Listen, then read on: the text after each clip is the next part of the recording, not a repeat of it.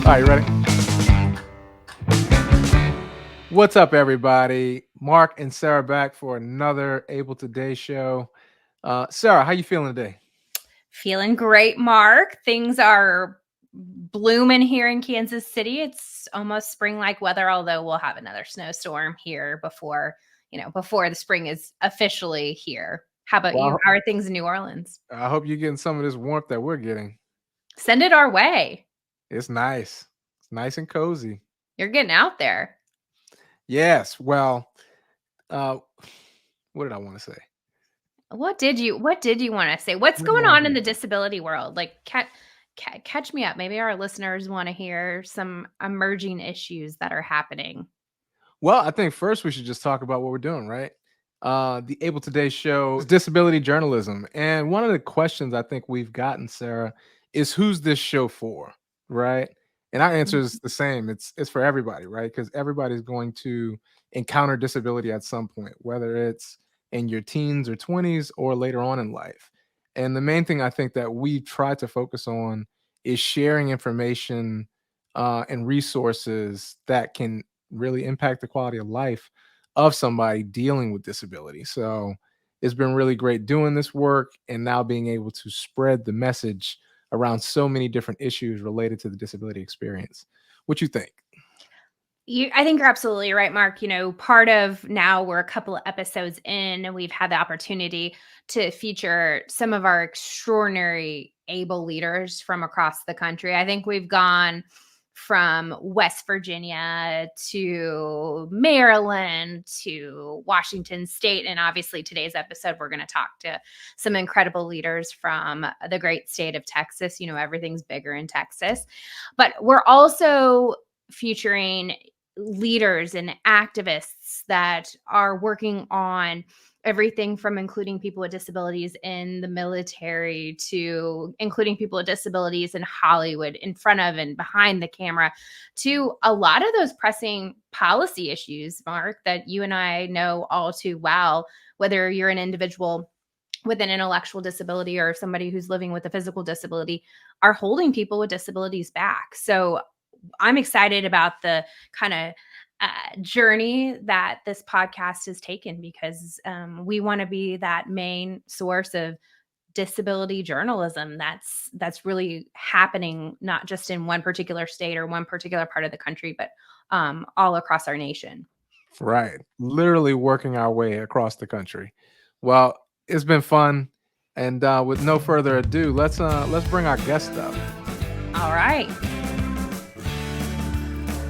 Welcome, ladies. Really excited to have you on today to have this conversation. Linda and Ashley. Sara, can you introduce our guest to our audience? I'd be honored, Mark. So really excited to have Linda and Ashley join us. So just brief intros, because I know we have a lot to cover in today's episode. Linda Fernandez, I've known Linda for many years now, is the director of Texas's Comptroller's Educational Opportunities and Investments Division, which is a mouthful, Linda. You wear numerous hats, but the hat you're going to wear today is to talk about everything Texas Able, and we're so excited to have you on with us. You're one of the early Able programs joining the Able Today show and podcast, and then we're joined by Ashley. Ashley, you kind of also wear a couple of different hats. I do. You work for the ARC of Texas. The National ARC was one of those organizations that helped us get Able across the finish line in 2014. So excited to have one of the state chapters represented. And you work at the ARC to help really promote, protect, and advocate for the human rights and self-determination of Texans with intellectual and developmental disabilities. We have a lot in common. We're going to unpack that in today's episode. But you also are the education and outreach manager for the ARC's Master Pool Trust program. So excited to talk about that and your role on the Texas Able Advisory Committee. And most importantly, Mark, unlike you, Ashley is an able participant. So really excited about today's conversation. Good for you, Ashley. I'm too old. They didn't let me in. It's like a secret society. But Linda, I want to start with you. Can you tell us how you first became involved with the state program and what it's meant to Texans with a disability? Absolutely. So, Mark and Sara, thank you so much for allowing us to be with you here today. I appreciate the opportunity to tell you a little bit about what we're doing here in the state of Texas. I first came to the Texas Comptroller's office in 2007 to assist in administering the state's college savings plans and prepaid tuition plan. So, when the Federal ABLE Act passed, and then the Texas legislature established the Texas ABLE program.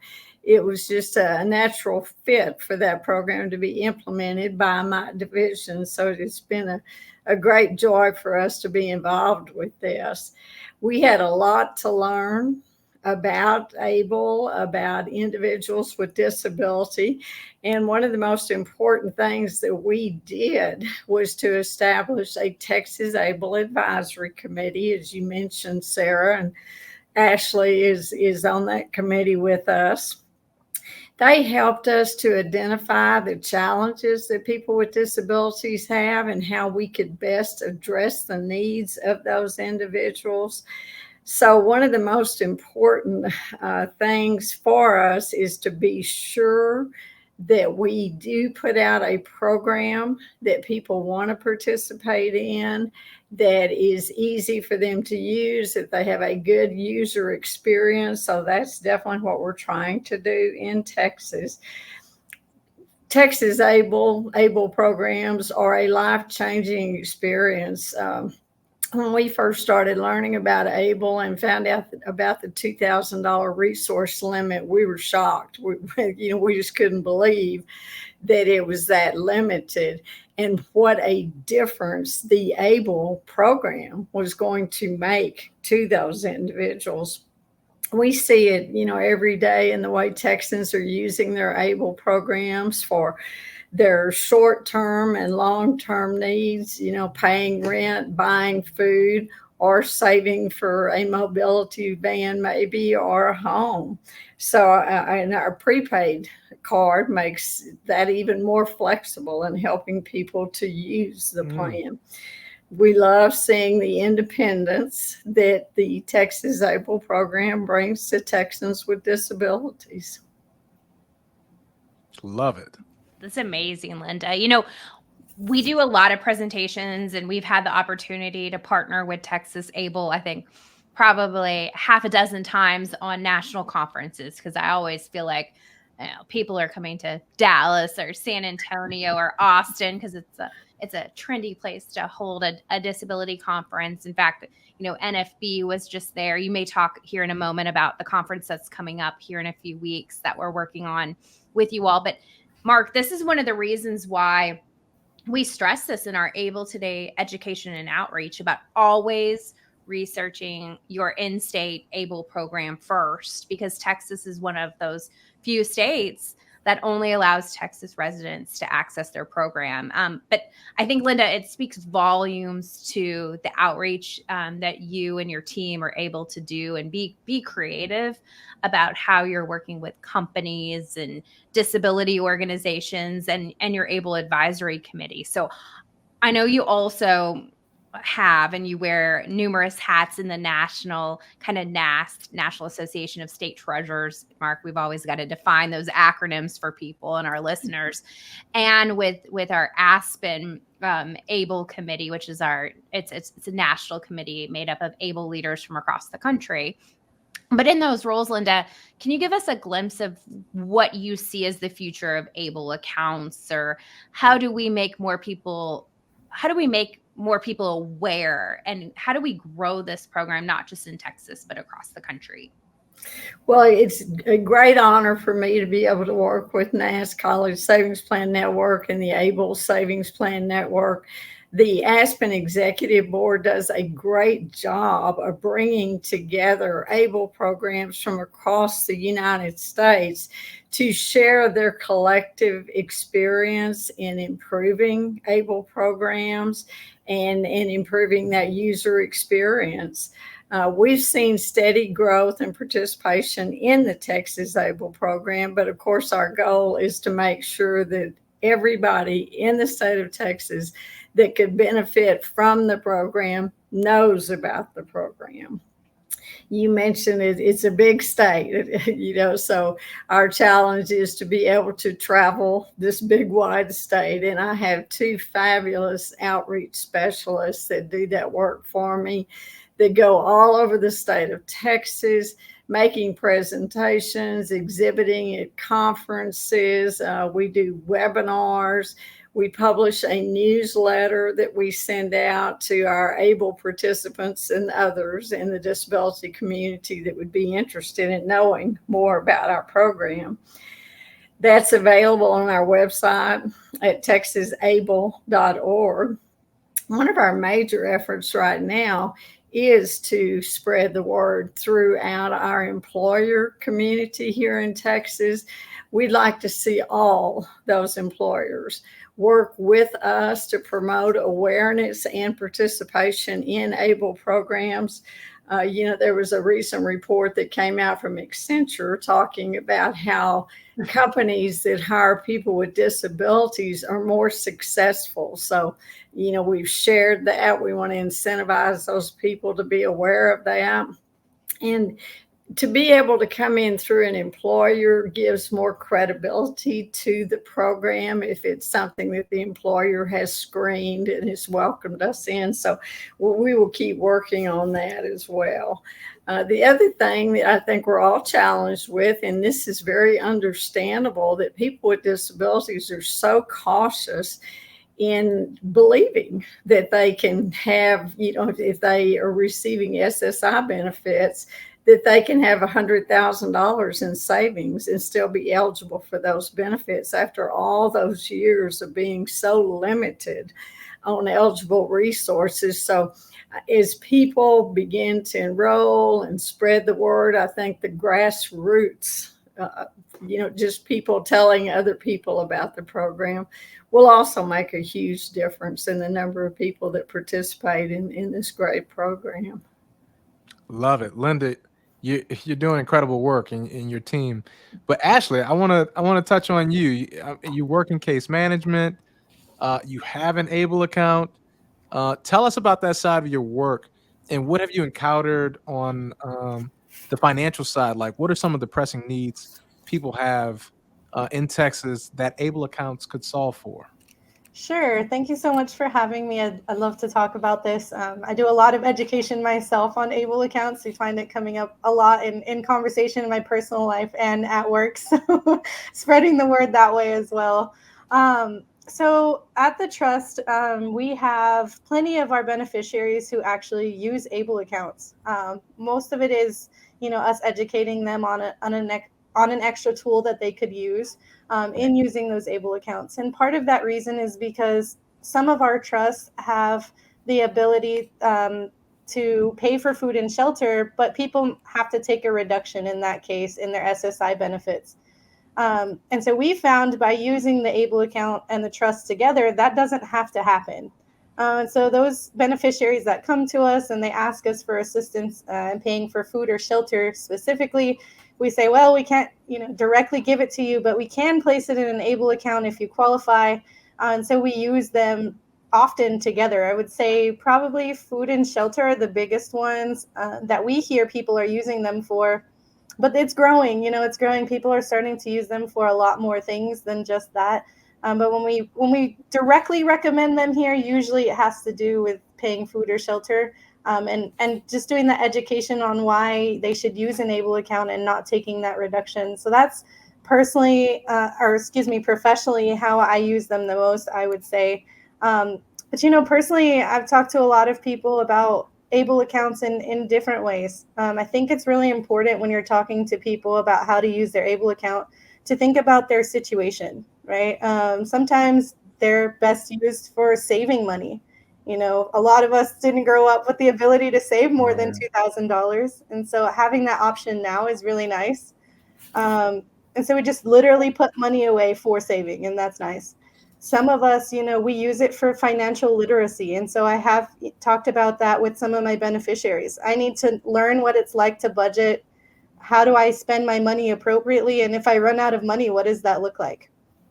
I really like that with the prepaid cards with the Texas Able program, because, if we're teaching budgeting, it's easy to put a certain number on the card each month.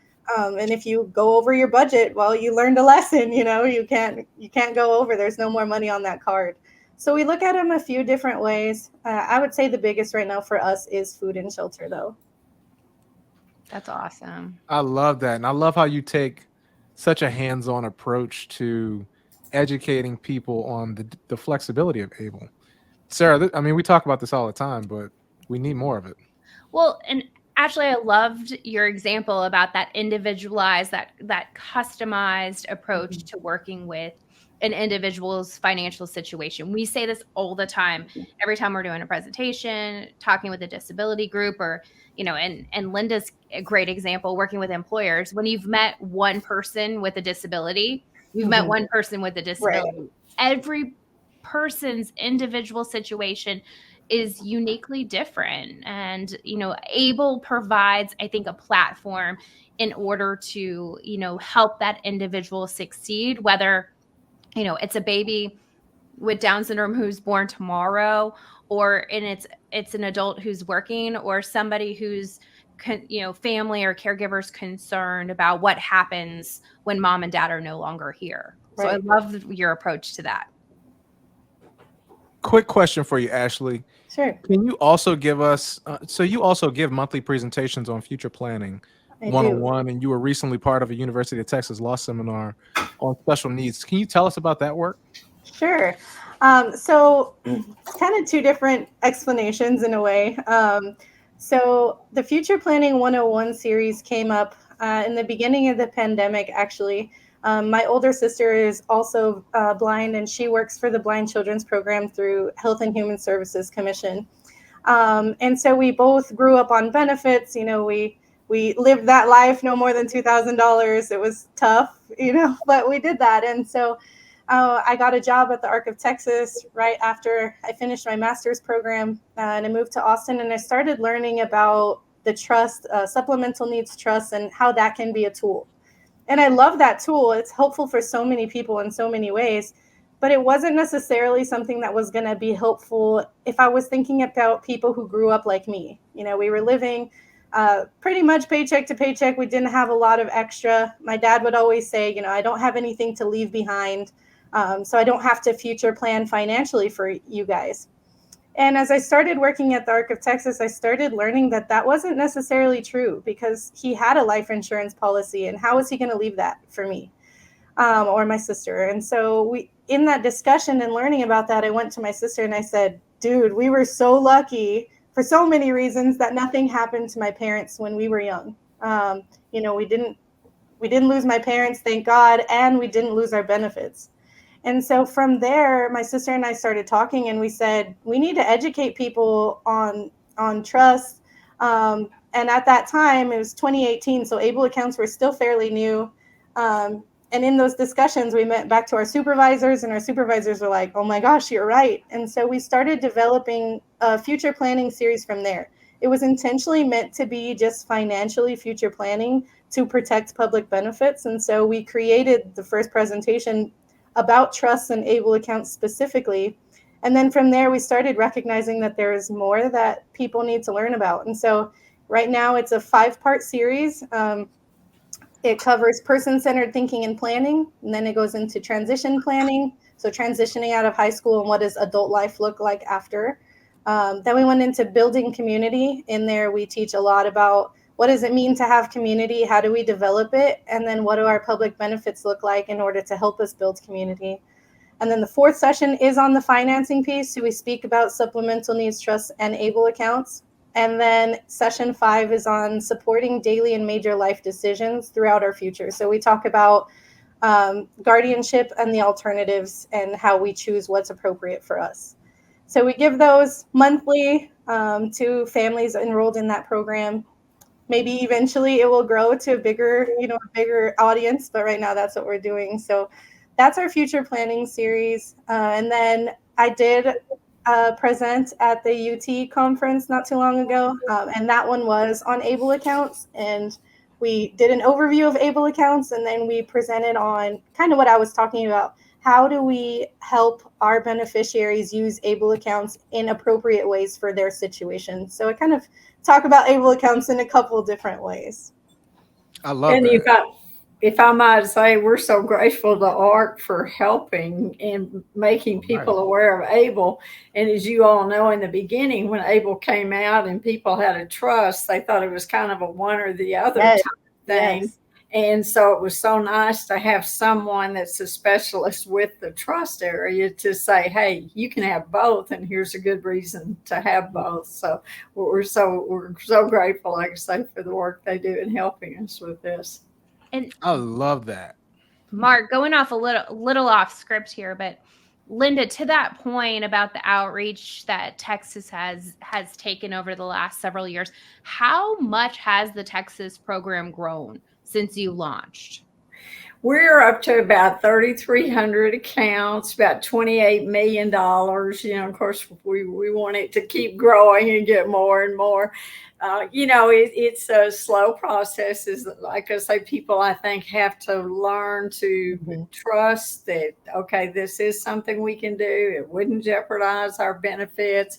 There is flexibility. So, we've had steady growth, but there's still work to be done for sure. Those are pretty incredible numbers too. Ashley, as you know all too well, and Mark and I talk about this all the time. This is a new tool in the toolbox. Yes. It's a cultural shift, empowering families that they can have more than $2,000. And then understanding once you even have an ABLE account, like how do you use it? I was given a presentation to a managed care organization last week, and in the chat box, a mom who works in the disability field post, I have an ABLE account.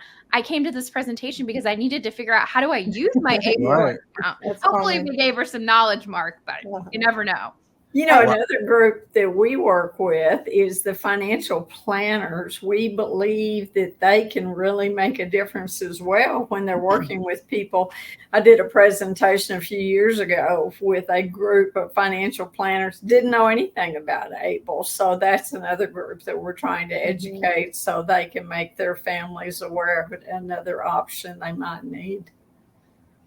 I think I'm pretty good at selling ABLE accounts to people who are on benefits. I think it's my friends who aren't anymore, who are in similar situations as me. I'm like, put your money in ABLE, and they're like, why? I can have a regular savings, and I'm like, because you should think about your future. You don't know what your future is going to look like, and having those conversations. And so I think that that's another way or area for us to grow that program, is educating even people who have disabilities who are not on benefits. And that's something that I'm always telling my friends, get in ABLE, hurry up. Well, and the tax advantages are important as well. Yes.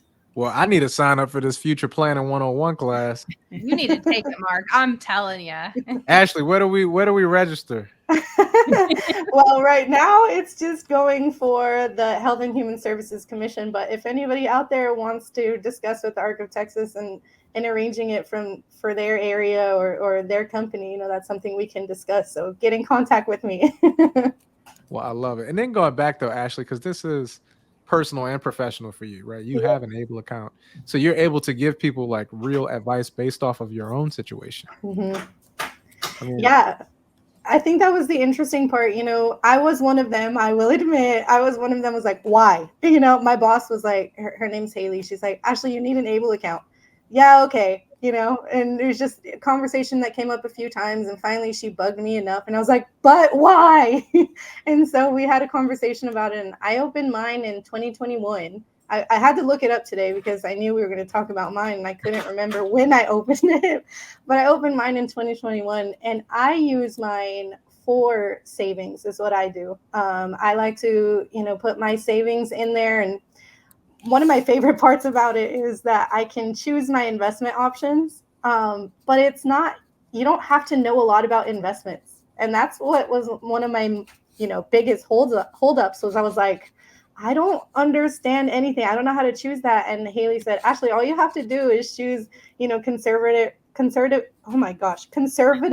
moderate, or aggressive. That's all you have to know. And I was like, oh, well, I can do that. And so it was a really big selling point for me, the tax advantages, but also the fact that I could invest my money and not have to understand. Look, y'all, I went to school for social work. I don't understand math or investments or anything like that. So it's better that someone else does it for me.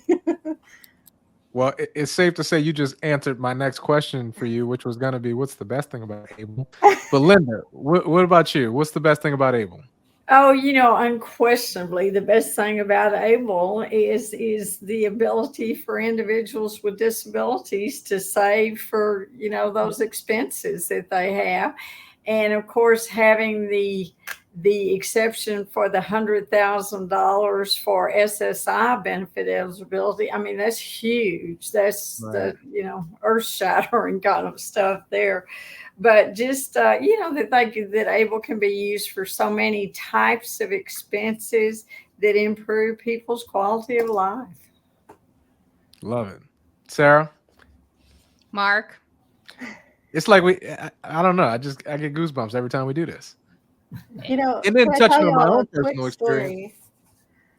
I'm sorry, Ashley, say that again. I said, can I tell y'all a quick story about a cool thing I heard about ABLE not too long ago? Absolutely. Yes, please. Okay, so I heard about this young man who's trying to save money to buy a new vehicle.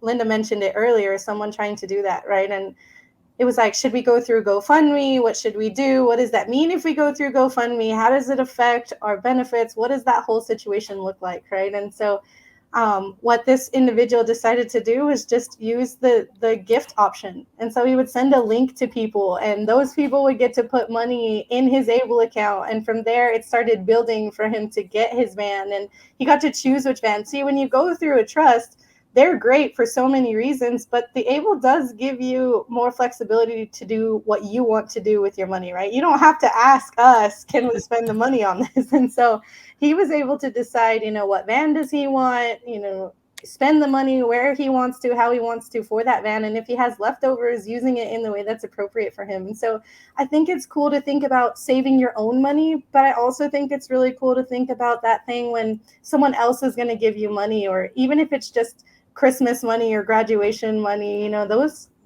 funds can come from many, many ways. And so to be able to think about doing even a fundraiser like that and having people putting, funds directly in your account to help you can be pretty powerful for a lot of people. I love it. I think you're absolutely right, Ashley. I think a lot of the monies that are included in ABLE accounts and the ability to tap into your network, and anybody can contribute up to that 18,000. All of those resources and all those funds already exist. We talk a lot about the national, ABLE assets under management, which, Linda, kudos, because Texas is making up a lot of those assets under management of the $1.74 billion. And growing. And growing every day because of creative outreach, I should say, like Texas is leading. It's just a matter of once you have that ABLE account, how do you take advantage of that platform to be able to save for those daily living expenses? And that's an awesome story, Mark. Certainly something we need to get out on social media. Absolutely. Yeah, that gifting option is great. And we see a lot of people using that in Texas ABLE, and it's easy to do. And people that wanted to give now have a way to do it. Love it. Linda, the last question I have for you, because you all do a lot of meeting people where they are. And we talk about this a lot. But being at the Abilities Expos, having the partnerships, how has that really propelled the ABLE message and getting people signed up? Oh, tremendously. We make so many connections out there with people that then allow us to come in and speak to their groups or do webinars for their groups. But just, we learn from it. They learn from us. So going to those events is just, we've got a big one coming up, the Council for Exceptional Children Special Education Conference in San Antonio. There'll be about 4,000 attendees at that. So, Wow. you just can't understate the importance of being able to be there and talking to those people. We go to the Disability In conferences because it gives us a chance to connect with the employers that are there that are already committed to working with individuals with disabilities, and it gives us a chance to say, hey, we want to come in and talk to your employees. So no, it's that, in our opinion, that's one of the best ways to get the word out about ABLE, is to go to those conferences. And we do a lot of transition fairs. We do fun runs. I mean, we like I say, I've got two fantastic outreach specialists that are out there right now on the phones looking for more events and more opportunities. They are believers. They are committed to getting that word out. So, yeah.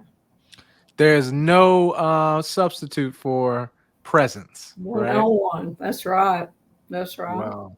I want to thank both of you for coming on and taking the time to have this conversation with us. Sarah, we say this every time, but it really gets better every time we do it.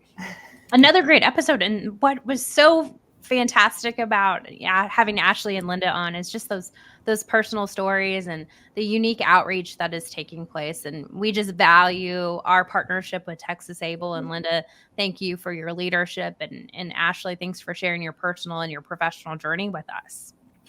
And thank the two of you. Y'all are doing so much for ABLE, and we all really appreciate the work you're doing. And Ashley, the same for you. So it's been my privilege to be on here with all of you. Yeah, I echo that. Thank you so much for having me. Well, this was great. To our listeners, stay tuned for the next episode of ABLE Today. Cheers. Cheers. Thank you. Thank you. Bye-bye.